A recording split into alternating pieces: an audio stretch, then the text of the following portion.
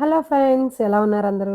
అందరూ బాగున్నారా? అందరూ బాగుండాలి. అందులో నేను ఉండాలి అని మనస్ఫూర్తిగా కోరుకుంటూ, ఈరోజు video simple, healthy and super tasty beans fry preparation ఎలా చేయాలో చూసేద్దాం.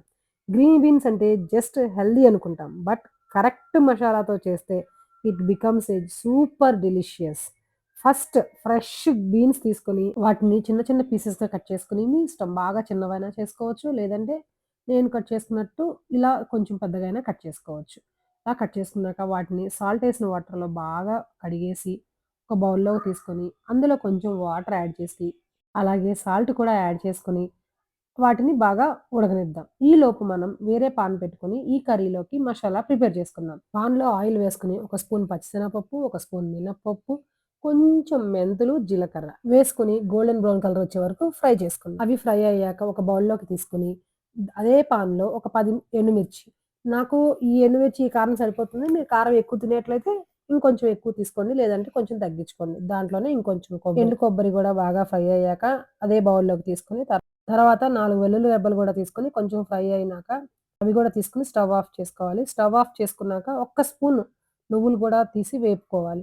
నువ్వులు స్టవ్ ఆన్ చేసి వేపుకోవక్కర్లేదు. అప్పటిదాకా హీట్ ఉంటుంది గదా! ఆ హీట్ సరిపోతుంది.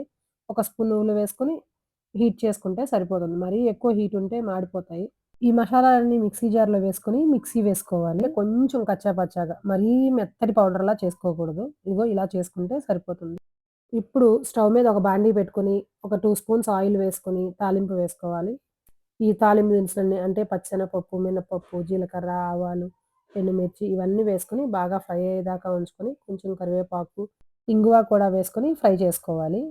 ఈ తాలింపు బాగా వేగాక ముందుగా మనం ఉడకపెట్టుకున్న బీన్స్ కూడా వేసేసుకొని బాగా కదుపుతూ ఉండాలి. ఇప్పటి నుంచి మనం స్టవ్ హైలోనే పెట్టుకోవాలి. హైలో పెట్టుకొని బాగా తిప్పుతూ ఉండాలి. తిప్పుతూ ఉండి కొంచెం పచ్చివాసన పోయి, ఆ కొంచెం మిగిలిన చెమ్మంతా పోయాక అప్పుడు మనం ఇందులో మసాలా యాడ్ చేసుకోవాలి.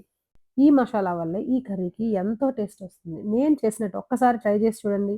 ఇంకొకసారి మీరు ఈ బీన్స్ కర్రీ చేసినప్పుడల్లా హేమానే గుర్తొస్తుంది. ఈ మసాలా మనం ముందే తయారు చేసుకొని ఒక గాజు సీసాలో పెట్టుకుంటే అన్ని కూరల్లో వాడుకోవచ్చు. చాలా టేస్ట్‌గా అనిపిస్తుంది. మనం పొయ్యి హైలోనే పెట్టుకొని ఈ మసాలా అంతా అన్ని ముక్కలకి పట్టేట్టు బాగా కలితిప్పుకోవాలి. అంతేనండి. కర్రీ రెడీ అయిపోయింది.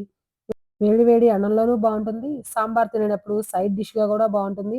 అలాగే చపాతీలోకి గూడా చాలా బావుంటుంది. ఒక్కసారి మీరు గూడా ఇలా ట్రై చేసి చూడండి. ట్రై చేసి మీకెలా అనిపించింది? మీ టేస్ట్ ఎలా వచ్చింది? అనేది నాకు కామెంట్ చేయండి. ఎంతో simple and tasty healthy beans curry ready అయిపోయింది.